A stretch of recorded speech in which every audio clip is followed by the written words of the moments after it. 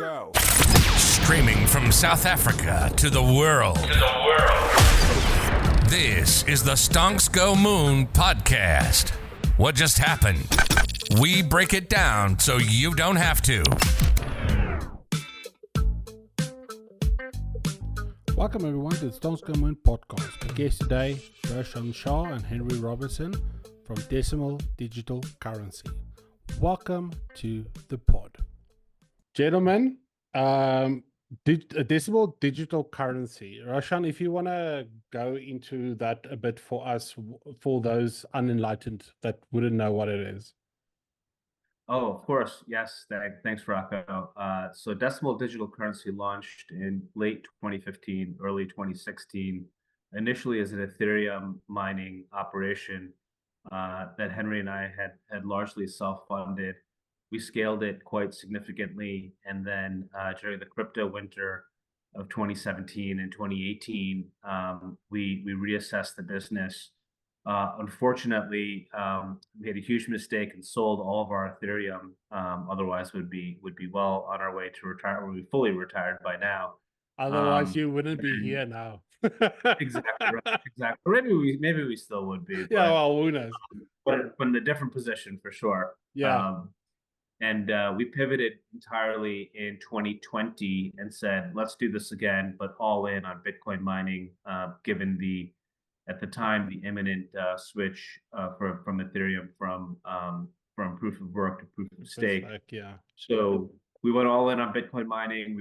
We raised a friends and family round of a modest 12 million or so.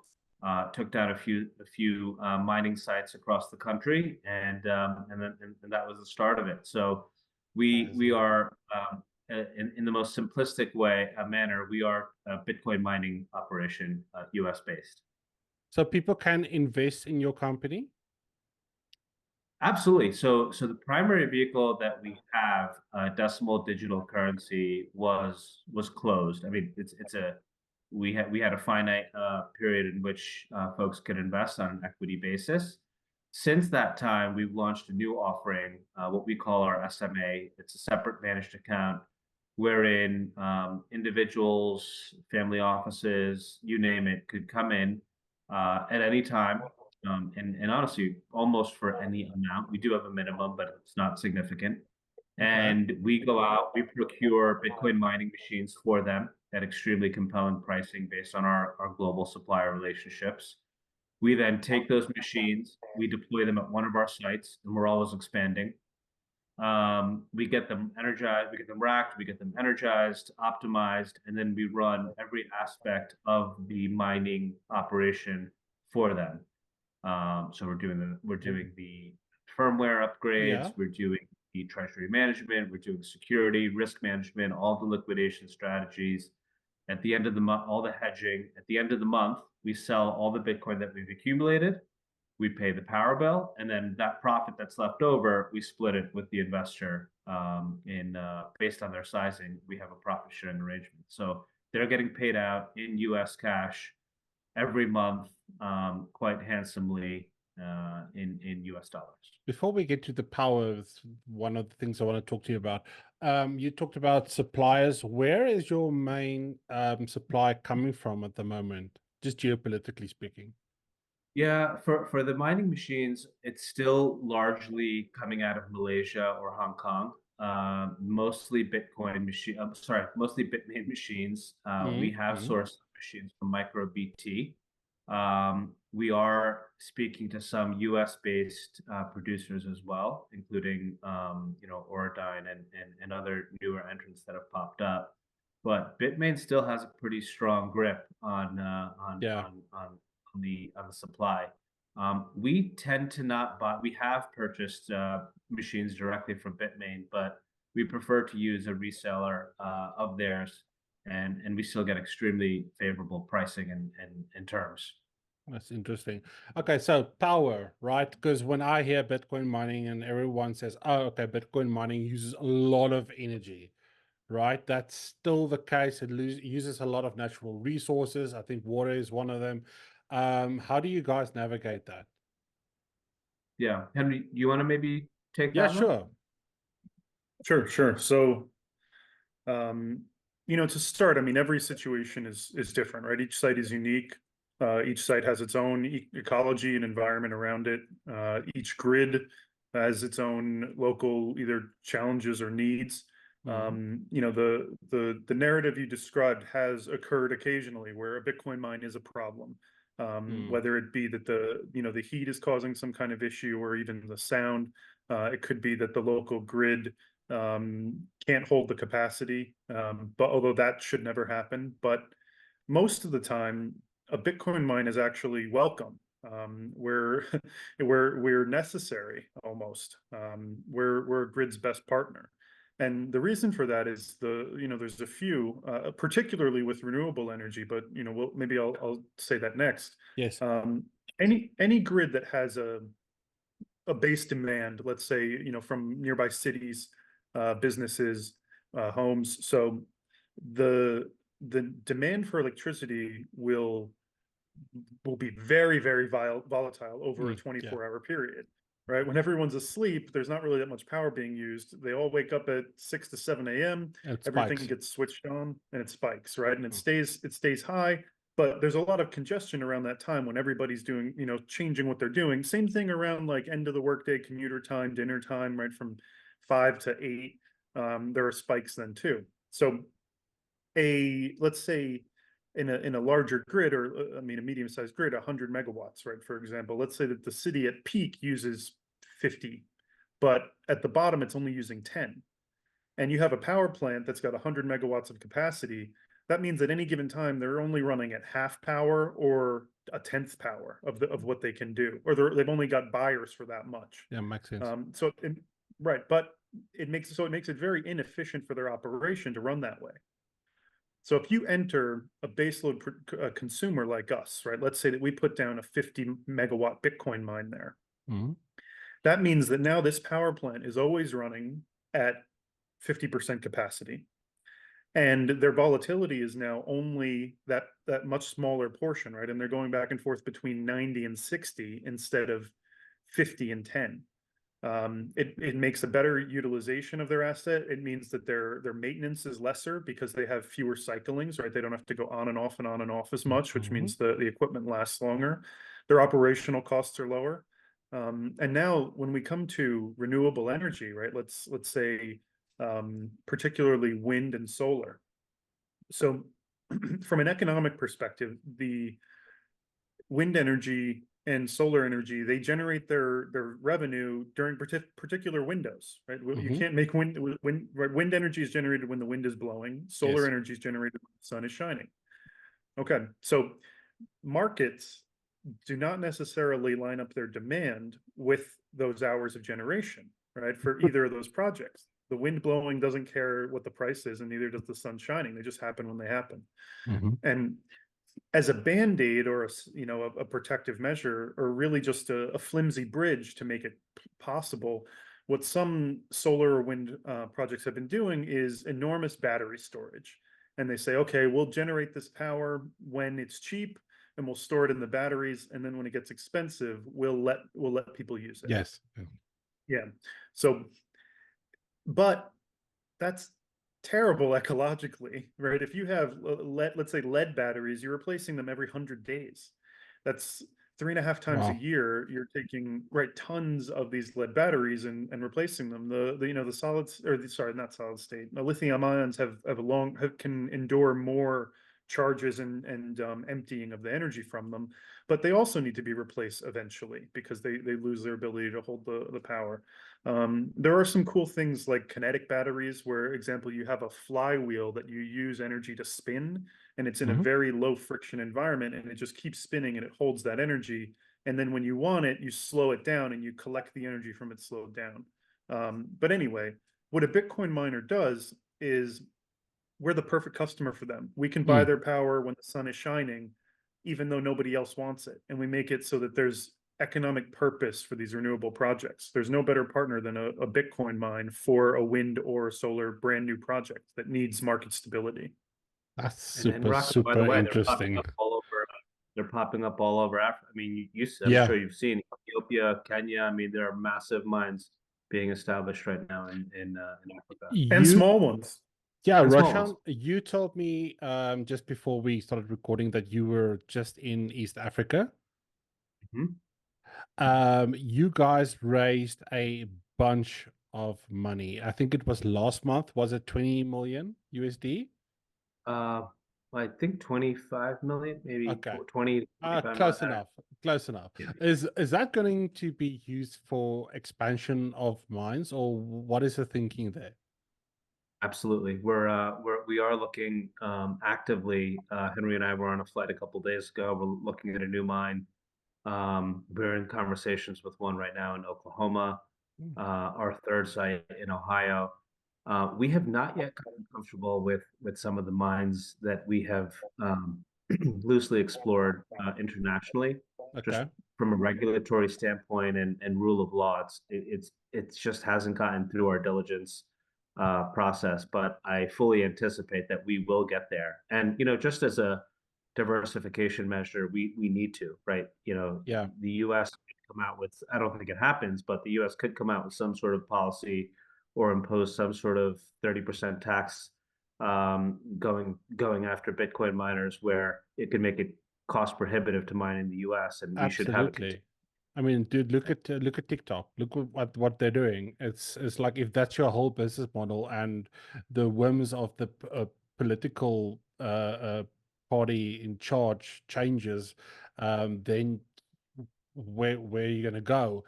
So the one thing that I can add about Africa is very attractive in terms of opportunity, but you need people on the ground that Yes. know the operations, that know the communities and the legislation and the hoops that you need to jump from. It's very hard to do Africa remotely. I see it with a lot of companies from the US. They want to come into Africa, but then they sort of wanted to do it from there. It doesn't work. No, you need a local team, and you need a team with deep local relationships. Absolutely. Absolutely. Henry, biggest kind of a milestone in Bitcoin coming up, halving again. Doesn't Mhm. happen that often. If you want to tell the listeners that might not be familiar, what is Bitcoin halving, and then we'll sort of take it from there. Okay, sure. So, uh, Bitcoin is a blockchain, right? What that means is you've got these series of blocks. What those are is a update to the ledger. Bitcoin is a list of account balances on all these wallets. So every 10 minutes, transactions get executed and those ledgers update. In that block, the network creates brand new Bitcoin and gives that to miners as part of our incentive to give our computing power to the network and help secure it. There are also transaction fees from all of those transactions that we earn as miners. So the mechanic of the halving is over time, we want to issue the Bitcoin, we being the Bitcoin network, Yes. the idea to issue the Bitcoin out so that people can use it and transact with it on a verified schedule so that everybody knows exactly how many Bitcoin there will be in circulation at any given time. And also for the subsidy of new Bitcoin to eventually be replaced by transaction fees to fund miner revenue. Oh, So what the halving yeah, is, go yeah. ahead. No, no. I And so wanted what the to halving ask. is So sorry. the Just reduction. before you. Yeah. I want to ask: does the price of Bitcoin necessarily affect your operation? It does. And that the reason is that our power bill is paid in US dollars. So our US dollar yield is important to us. Oh, okay. Okay. Sorry, Right. you were. That makes a lot of sense. You continue as you were. Okay, well, it was really just the the capstone is that what the halving the process is that amount of free Bitcoin or subsidy Bitcoin that's given to miners every 10 minutes. Mhm. Every roughly 4 years, it's scheduled every 410,000 blocks. That amount gets cut in half. So we started at 50, we got reduced to 25, 12 and a half, 6 and a quarter, and this month we'll be down to 3 and 1/8.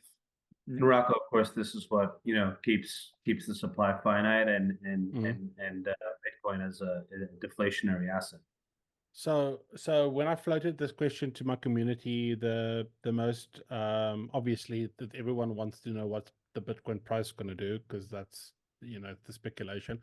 But every subsequent halving, there was a bull run on Bitcoin, right? And now sort of the feeling is, why is it this time? Is it different? Some people tend to think that the issuing of ETFs makes this time different. What is your guys, what is your take? Sure. So, the long-term proposition, the long-term value of Bitcoin can be reduced to really one equation, right? There's the numerator and the denominator. It's how many dollars, how much value flows into Bitcoin, and how many are available at any given time, right? How many are for sale? And when that function gets stressed, the price moves. So the ETFs have been scraping a great deal. 400,000 Bitcoin now they hold, together, or just two of them I think are over 400,000. That's 4% of the supply altogether, 800,000. And on top of that, we have, like never before, institutions scooping up Bitcoin, and retail investors are coming back in. When we get to the halving, so the current state, that brand new Bitcoin is creating about 27,000 new Bitcoin per month. So post-halving, in a few weeks, that amount of new Bitcoin per month will be reduced to 13,500 from the 27,000. So if we think that the market is in a steady state and that supply and demand have found an equilibrium, post-halving, it's as if 13,500 brand new Bitcoin are no longer being created each month. So if we look at maybe the ETFs can be a case study, right? They're not the whole market, but we can use them as to explain the theory.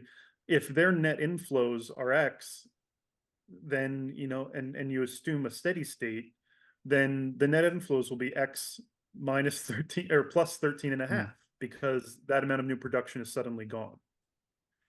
So what that has done in the past is created this effectively a squeeze on Bitcoin supply, where the force begets itself in almost a gamma kind of approach, where as your exposure to the rising price ramps up, you need to keep buying more and more.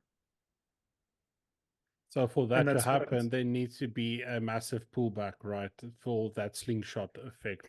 It's very interesting. 4% isn't a lot. It's not enough, in my opinion, to really influence things. That very interesting. The last question before I let you guys go. You can choose who wants to field this one. What is some of the stumbling blocks or the major stumbling blocks Bitcoin still has to overcome to sort of become that universal accepted currency? Yeah, Henry, I'll let you take it, but I would touch upon two things, including what you have in mind, which is education and security. Sure. Okay. Yeah. I mean, those are the two easiest from like a use case scenario, or maybe not easiest, but obvious, right? What we need is everybody needs to understand how this technology works, and they need to understand not just how, but also why. How does Bitcoin give them an advantage over a monetary system without Bitcoin, or an advantage in our current monetary system? The next piece is of the education, as Roshan just mentioned, is security. Crypto is a bearer asset, right? It's like carrying around a bond that if someone takes it, they can go cash it in. It's a bearer bond. So the level of security knowledge required to properly custody your Bitcoin is quite rare. I mean, even within the industry, we see it almost every day. Some expert has been robbed. Yes. Like that can't happen every day for the layman to be able to come in and be like, oh yeah, sure, I'm going to get into crypto, right? Like the guardrails need to be built, and people need to understand how to protect it before adoption, and that can only be a function of time, right? We need younger people today who grew up with technology to get older and to start piling up assets and to say, oh, I'm going to get crypto and this is how I'm going to protect it because I was born with an iPad in my hand, so I know technology. Maybe the holders of assets in the world are not there yet, right? They're older. That's a piece. Then the other piece, and this is more economic, I think, is distribution. We've seen Bitcoin spread out into more and more hands as the price keeps going up, because those early adopters are right, extremely rewarded for their early purchases. And But rightfully so. I mean, right? yeah, Because rightfully. they took a punt when no one else did.